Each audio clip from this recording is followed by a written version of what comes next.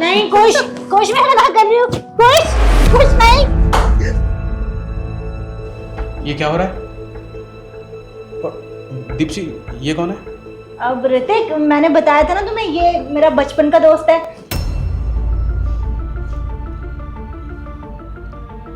तुम मेरे साथ बाहर आओ।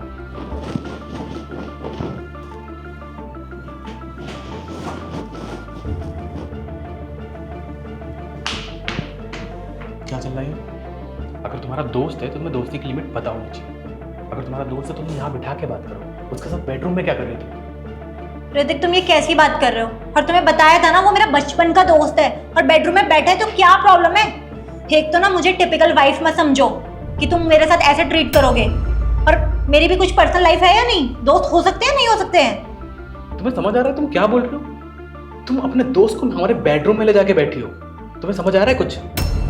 मुझे सब समझ में आ रहा है। तुमसे ना बहस करना फालतू है, फालतू। एक काम करो, मेरा खाना लगा दो बस। खाना तो मैंने बनाया नहीं। अब मेरा और कुश का मूवी देखने का प्लान था, तो हम लोग तो मूवी देखने जा रहे हैं। मूवी का प्लान इस टाइम?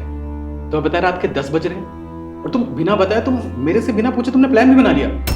तो कौन सी बड़ी बात हो गई है? और तुम इतना ओवर रिएक्ट क्यों कर रहे हो? और कुश पे ना मुझे पूरा भरोसा है, उसके साथ मैं सेफ फील करती हूँ। मेरी बीवी मुझे बिना बताए किसी और के साथ इतनी रात में बाहर जा रही है और मैं कुछ बोलूं भी ना। और हाँ, सही तो कह रही है वो। क्या हो गया यार, रात को मूवी देखने जा रहे, इसमें कौन सी प्रॉब्लम होगी? और मैं छोड़ दूंगा, मेरे साथ सेफ फील करती है वो। और तू पति है ना, पति की तरह रहे ना। उसे जेल में क्यों बांध के रखा हुआ तूने उसको? तुझसे किसी ने पूछा? अब तू मुझे बताएगा मुझे क्या बात करनी, वो भी अपनी बीवी से। ये हस्बैंड और वाइफ के बीच की बात है, तू कुछ नहीं बोलेगा इसमें, ठीक है ना? तू ना ही बोल तो अच्छा होगा। ऋतिक, कैसे बात कर रहे हो तुम? यार मैं कैसे बात कर रहा हूँ, वो कैसे बात कर रहा है मुझसे? और वैसे भी हम बचपन से साथ ऐसे ही तो रहे हैं, और हमें हमारी लिमिट्स का पता है यार। हम कुछ गलत थोड़ा ना कर रहे हैं। क्या हुआ दीप्ति? क्या हुआ? क्या हरकत कर रहे हो तुम मेरे साथ? ये एक्चुअली मेरी ही गलती है। मेरा पति बिल्कुल ठीक बोल रहा था, मैं ही उसकी बात नहीं मान रही हूँ।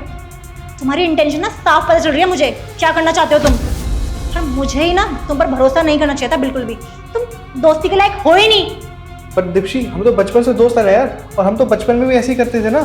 बस वो बचपना था, और अब हम बड़े हो चुके हैं, और मुझे साफ पता चल रहा है कि तुम्हारी इंटेंशन क्या है, तुम क्या करना चाह रहे थे मेरे साथ। देखो, तुम्हारी भलाई इसी में है। अपना सामान उठाओ और निकलो मेरे घर से। मुझे कोई बात नहीं सुननी है, चले जाओ यहाँ से।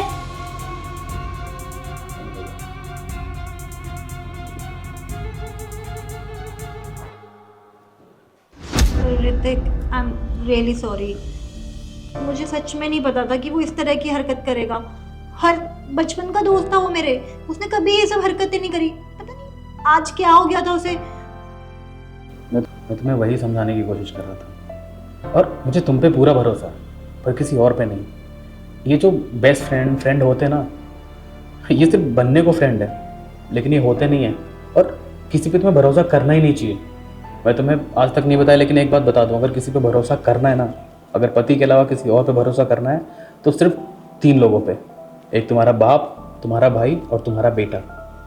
और कोई भी दुनिया का मर्द तुम्हारे लिए सही नहीं होता, किसी औरत के लिए सही नहीं होता।